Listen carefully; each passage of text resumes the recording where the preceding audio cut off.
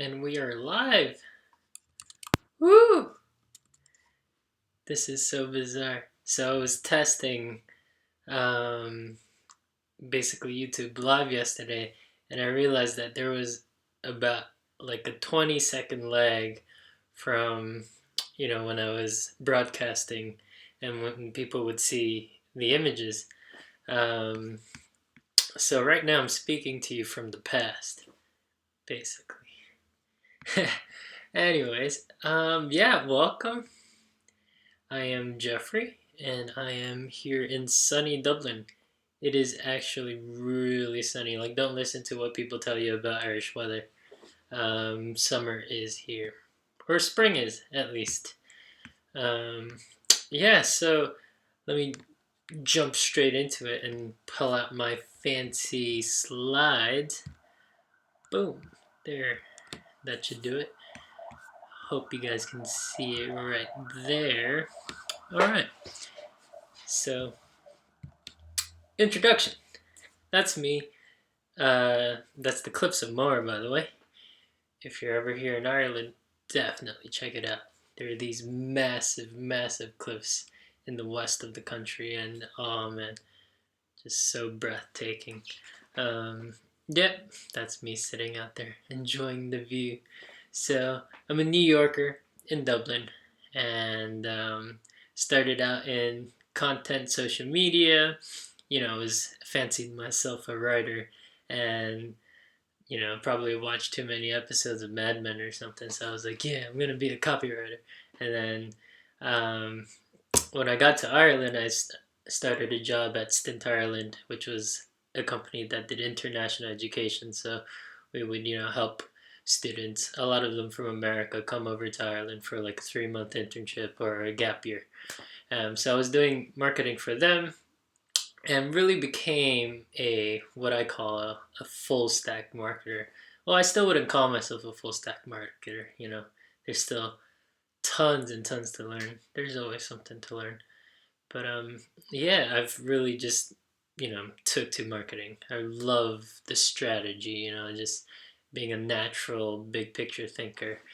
Strategy was something that I just was drawn to, and then of course copywriting, creating content, photography, videography, using storytelling to um, basically help businesses. So now I'm a freelancer, and I work for lots and lots of companies to improve their marketing and sales funnels.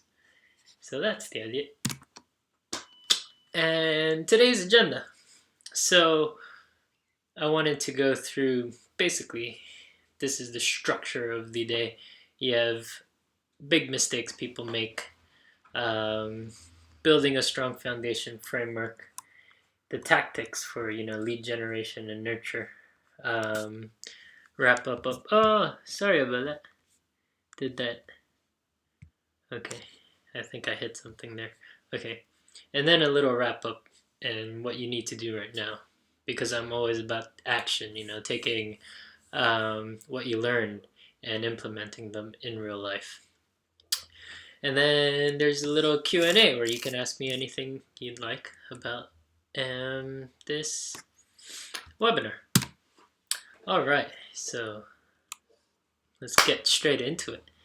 So, you know, in my job, I go through, and just my daily life, I am hit by, so many different companies sending me offers, or like just stumbling upon companies' websites because I'm, looking for a certain product or service. And, I have my consumer brain going on, like, oh yeah, I'm trying to look at say I'm looking at this product, I go on their website, and I also look at their competitors' websites. And so often I see companies just, you know, they do a great job on their website of, piquing my interest. I'm intrigued. And then there's no way to engage with the company besides just diving straight into, a sale. Like they want you to buy immediately. And that's a huge commitment. Like you there has to be a way to capture my interest without actually, asking me to just dive in and get married right there, right? It's I always like to bring this up, like you don't go on a first date with someone and then ask them to marry you. So you need those little increments of, um, tiny commitments. So I see an opportunity there where when people are talking about lead generation, don't just jump straight into it. Um, capture someone's interest. And in this webinar, I'll talk about emails, capturing their emails. And then another opportunity is like I find that companies often just try to get more and more new visitors to their website, to their social media, and sometimes it's easy to ignore what you already have, like the pool of people the leads you have. And I guess I call this the lead nurture part of it. You're not calling them, you got their email, but you're not sending them offers, or you're not getting in contact with them to provide value and build trust and really position yourself as an authority in your industry. So um, definitely uh, lead nurturing is a place where it's just a big opportunity. I think you can hone in on, and really it'll deliver value for your business. So people are drowning in content and offers. So what I like to say is shout better, not louder. So you want to provide value for people, give people something they want, not just, try to drown out the rest of the competition because that's what everyone else is doing. All right, so just wanted to talk about the framework. So each of these things, it's like, you could write books about these things, marketing funnels and what an effective funnel looks like and automating it. But so I'll just run straight through this because I want to get to the actual nitty gritty stuff that you can implement immediately. But I highly recommend, and actually, if you're interested, send me a message. I'll send you some cool resources if you're interested about marketing, sales funnels, and all this stuff. So, marketing and sales basics, like when you think about a funnel, like and when I say funnel, it usually means like a customer journey. So the moment they discover your company, so maybe they discover you on Instagram, and then they click on a link which leads to your website, and then on your website you ask for their email to sign up for, say, a newsletter. So they give you their email, and with your newsletters you're sending them content you create or offers, and then from there they really like you and they decide, oh yeah, this Christmas promotion you sent them, they decide to buy from you. So that's the customer journey from start to finish, ending in a sale, right? So if you're selling something like socks, like a $5, €5 pair of socks, that funnel is going to be shorter because it's not going to take people that long to make the decision to buy. But let's say at Stint Ireland, we were selling basically internship programs, and it costs €3,000. So that's a huge commitment. People are going to take longer than 5 minutes to decide to buy an internship program. And in reality, actually, our funnel spanned months, if not years. If you think about it, a freshman in college, they could hear about us and not really start the process of looking for an opportunity abroad until their third year in college. So that's 2 years in between discovering us and possibly buying from us. So if you have a higher price, there's definitely going to be a longer funnel, and it depends on your industry too. And the other thing is a person's awareness. So if they are already looking for socks, then they're aware of the problem and the solution, which is to buy socks. So they're going to look for socks, and when they see the best option, they're going to buy. So that's a short funnel. But if they're unaware of the problem, say for example, again, the internships, that's the internship abroad. It's something that people might consider, but they need to be convinced that they really need it. And, that takes more time as well. So an effective funnel is, you're putting yourself in your customer's shoes and you're thinking about what stage they're at in your funnel. And all you're doing is moving them to the next stage. And again, going back to the mistakes I see people make, most people just point people to the last stage. Buy, like the sales part of it. And the truth is, a lot of your prospective customers aren't ready to buy yet. So you need to nurture them forward to the next stage and the next stage and the next stage until they're at a stage where they're comfortable saying, yeah, I want to buy from you. So, and then the last thing is automating your funnel. So I think that's really important because a lot of companies, like marketing it's a big budget suck and also time suck for your team.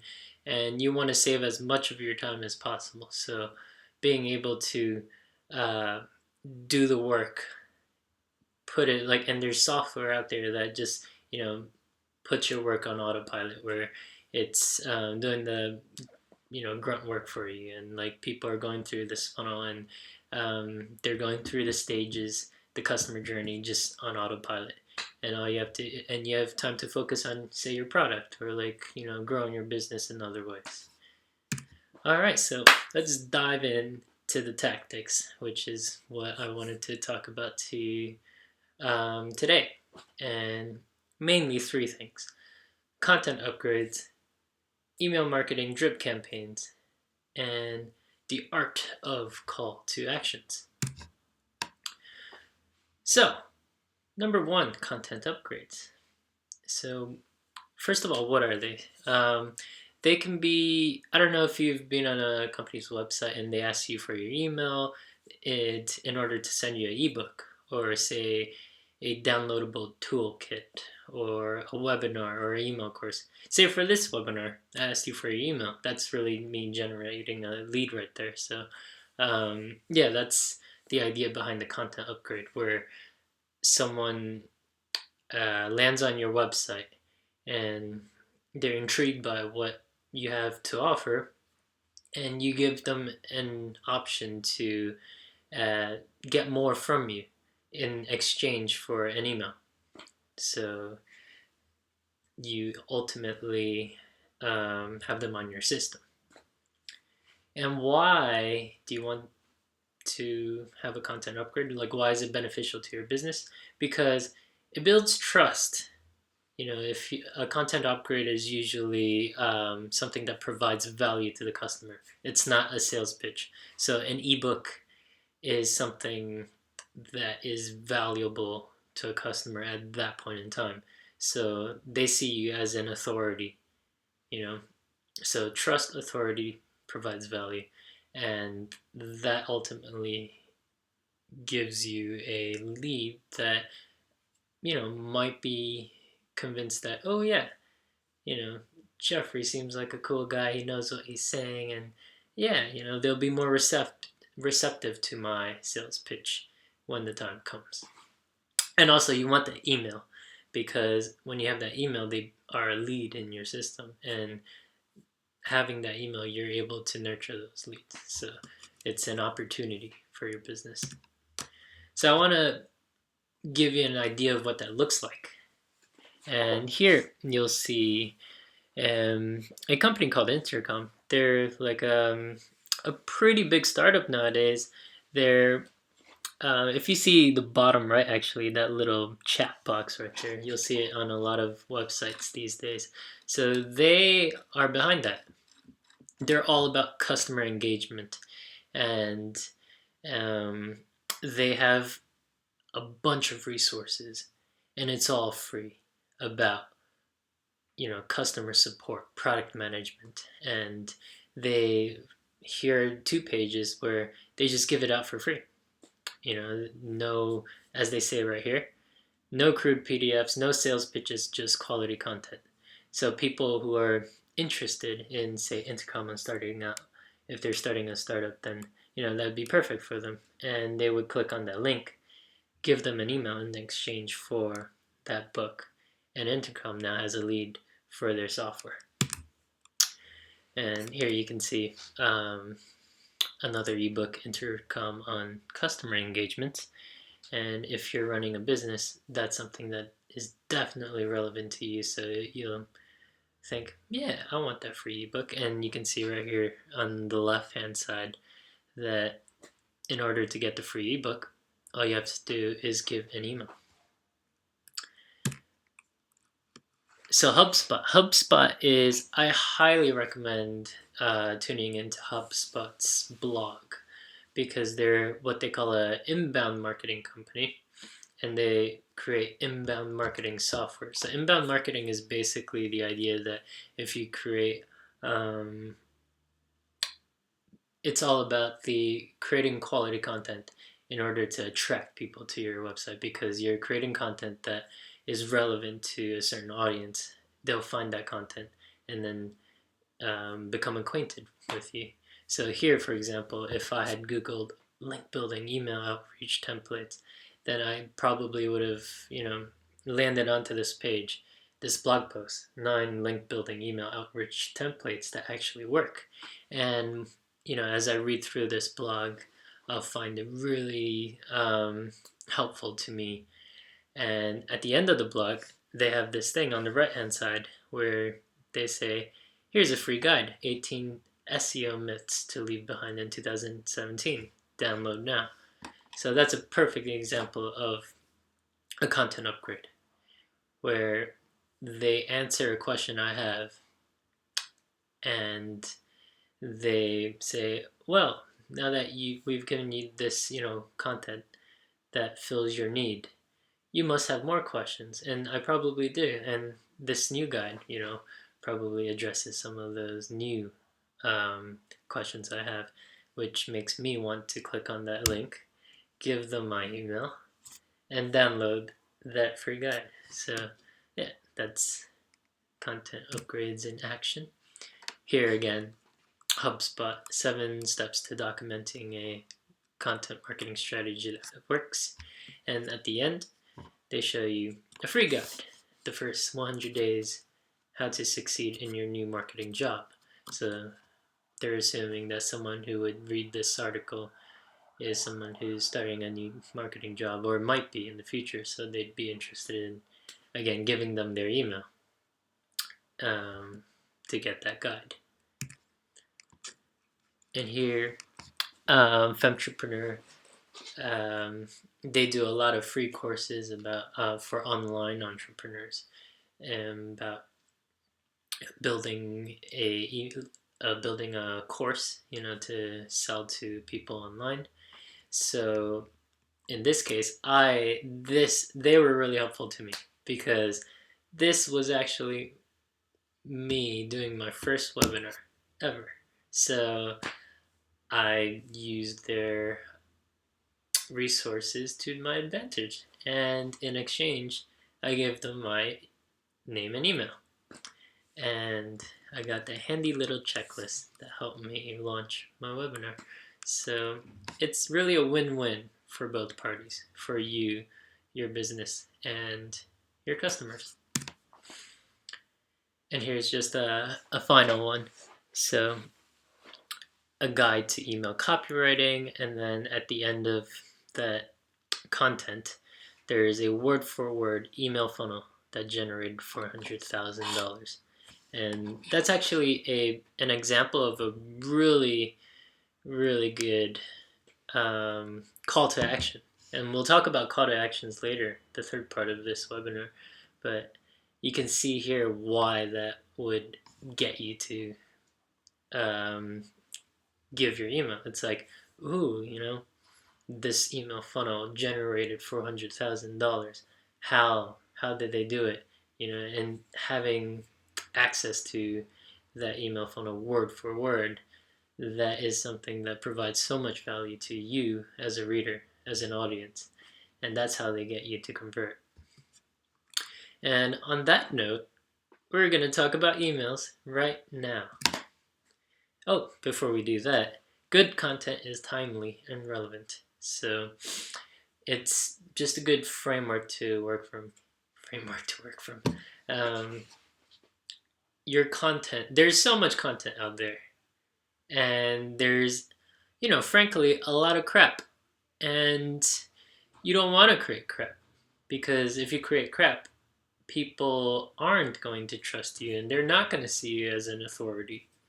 So definitely always think, what do your prospective customers need right now? So if you're creating a blog post, um, what is going on in your customers' heads? Like what for someone who wants to buy internship an internship abroad in Ireland, what are they wondering? Like, ooh, um, you know, how is this beneficial to my career?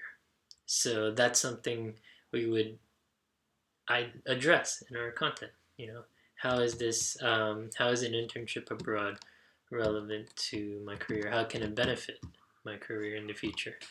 And once they read that blog, then we'd have a way to capture their email, capture their interest, so that they become a lead, and they move on to the next stage in the funnel.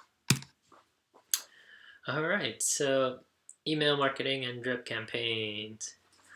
Woo! All right, so the reason why I personally love marketing and drip campaigns, email marketing and drip campaigns, is because, like marketing people like to talk about touch points. They say, oh, before you make a sale, you have to have multiple touch points, and 7 is usually the number they bring up. I don't know where that number first came from, but apparently you need 7 touch points to get people to buy from you. And now, like I said before, that depends. If you're selling $5 socks, you might not need 7 touch points. If you're selling a €3,000 internship program, you're going to need more than 7 touch points.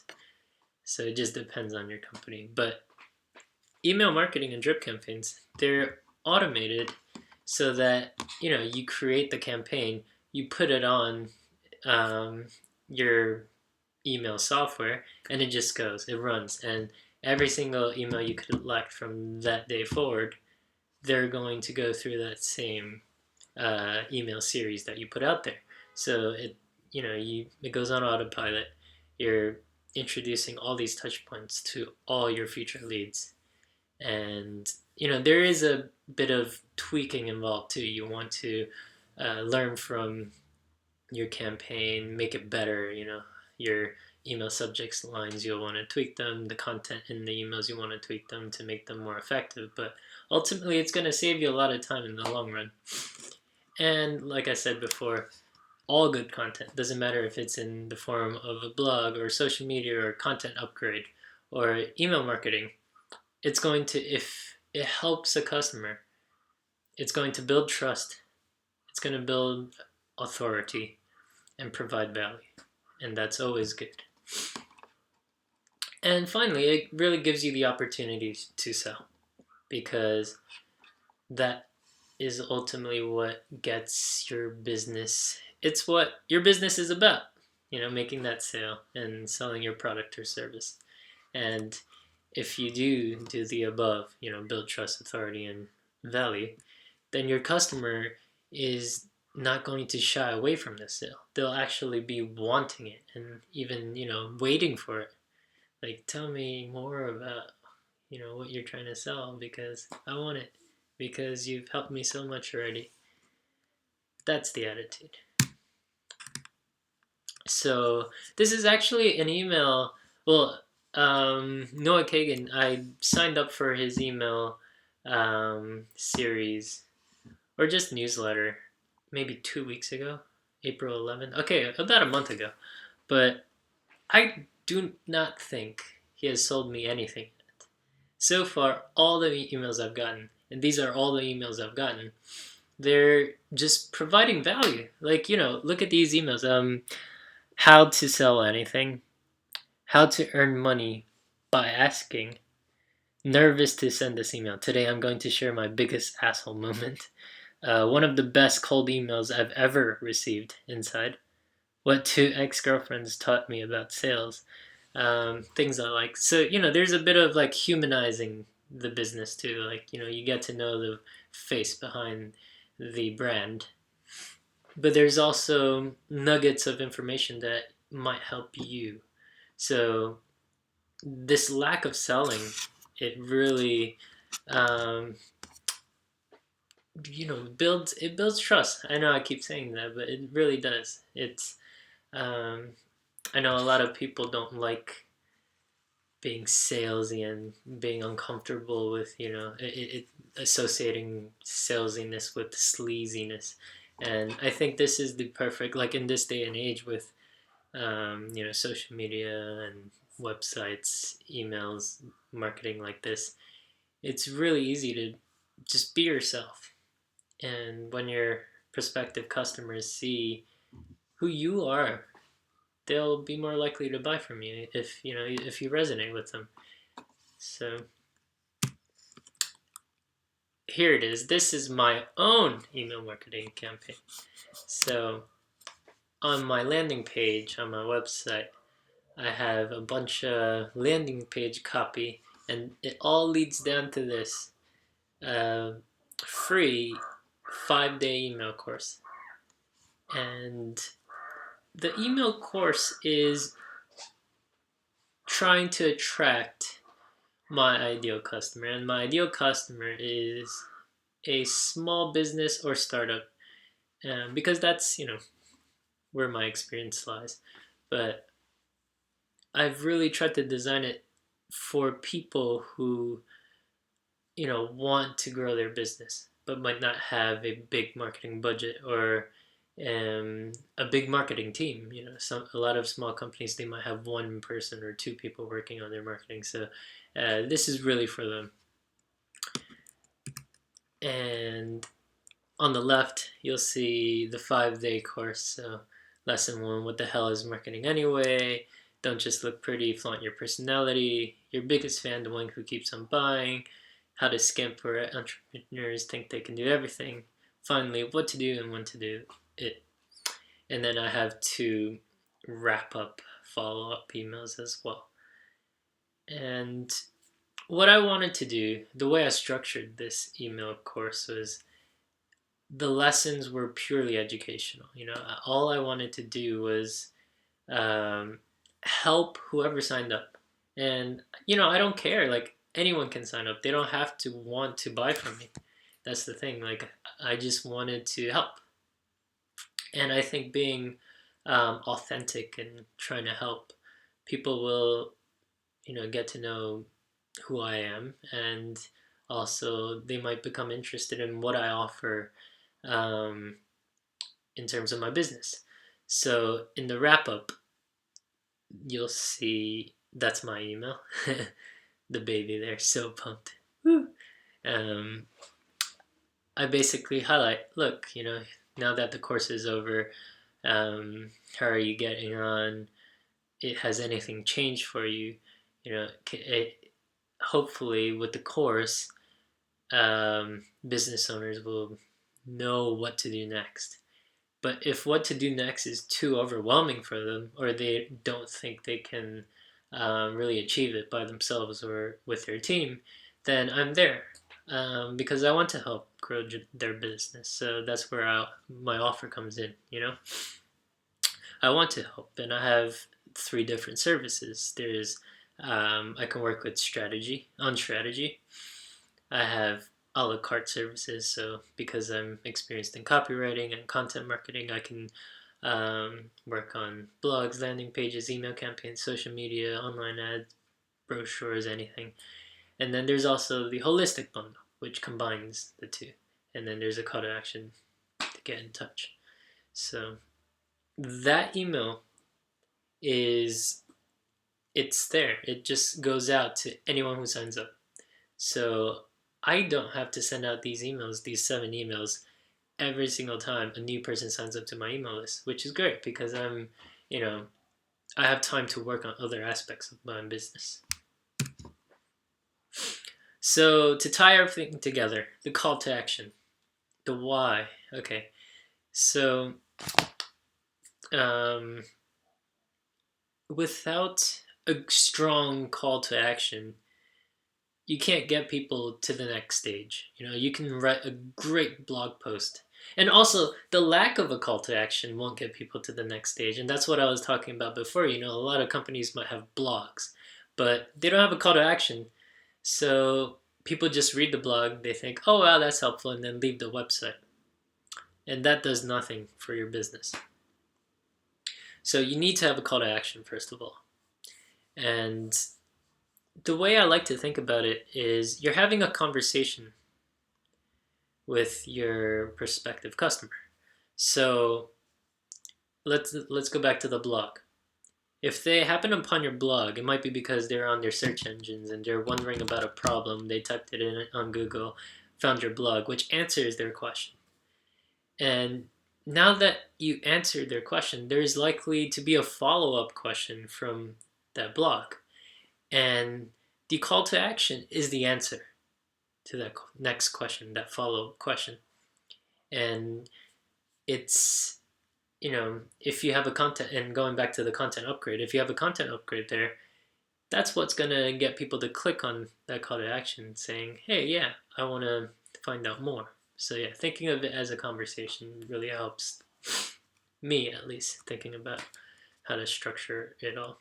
But I wanted to just jump in and show you some really good call to actions I've seen recently that just make me want to click on the actual call to action. So here, one of my favorite websites ever, the Middle Finger Project. And it's just, oh man, it's amazing. Like, look at that. You know how sometimes you creep into Barnes & Noble, find the cushy chair, and spend the entire afternoon reading all the books for free? Shh, I don't think they're onto us yet. Getting my weekly Thursday column hand-delivered to your inbox is basically the same, except the lady in the squirrel sweater can't give you the stink eye and get you to skip the macchiato and go directly to wine. Winning, hashtag. And because the silver lining of heartbreak is backbone, but sometimes we all need a little extra reinforcement. What shall we call you, wise one? And you type in your name, Jeffrey. And what's your email address, boo? My email address. Send me your next post via email, Ash. So, that makes me want to fill that form out. Just like the one on the left, take the unfuckwithable pledge. I, name, declare myself officially unfuckwithable from this day forward. Signed with a newfound grit and grace. My email address. Pledge vow. It's so simple, but it is powerful, and it's definitely more effective than sign up for our newsletter. Name, email address. That's so standard. You see it everywhere. It's just not unique. It doesn't set you apart. And here's some more examples. So Anko, they work with, they're an app for freelancers. So that's how I found them recently. And they send out this weekly email, Hustle & Co. And it's an overview of all the content they have during that week. And I love these call to actions. So check it out. Here's how you handle a late invoice on the left right here. Been there, or save the date. Freelance isn't a free thing, becomes May 15th. We did it with emojis. This service will send you a physical demand letter on your behalf. Dreams do come true. So, it's not the usual learn more, sign up here. It makes you want to click on the button. And like I said before, it's like, think about it as a conversation. These are things you might say in a conversation, and it feels more playful, I guess. And I know some brands aren't, like, not all brands are playful like this, but it's really just about cutting through the whole professionalism sometimes and just talking like you do. It doesn't have to be fun and quirky like this. It just has to be you. So yeah, what to do now? There's a lot to do. And I would suggest looking at your phone first, your customer journey. Just really scrutinize it. Look at how you attract leads right now. So when people are on your website, how do you capture their interest? Because the answer isn't just getting to buy right then and there. There is a next stage to that funnel, like from the time they get onto your website to the time they're buying from you. So, write it down on paper. What are the steps people have to take before actually buying? Is it giving you an email so you have that on your in your list of leads so that you can nurture them until they buy? And so yeah, look at how you generate those leads. If a content upgrade can work for you, implement that. Create call to actions underneath all your blogs, or look at your landing pages and see where you can introduce a email sign up. And then look at your lead nurturing systems. Once you have people's emails, what are you doing to, nudge them along to that next stage again? Like they're interested, but they still want to know more about you, your business. So, what content are you giving them at that moment to provide them with more value, to build trust, to position yourself as an authority, and eventually be able to sell to them? Because that's the goal. And then decide what work you can work on to create a sustainable process that will work for you and save you time. Yeah, so, oh yeah, and keep your audience engaged. That's what I always tell myself. And that's the most important thing. If your audience just, doesn't give a shit, like when they're on your website, then you've lost them. Yeah, you've lost them. So just entertain, and good things will come from it. And always think of your customer experience. Look at things from their point of view. So that's another way of putting it, engaging your customers. All right, so Q&A time. Let's see. Alrighty. So any questions? Oh, hey, woman.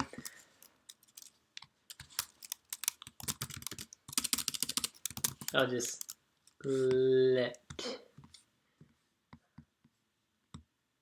put me back on the screen. Hello. Alright, so yeah, Intercom is great. They're an Irish company. Woo! Go Ireland.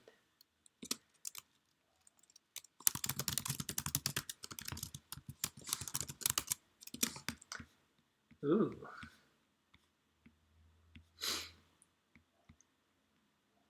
Bum, bum, bum, bum, bum, bum.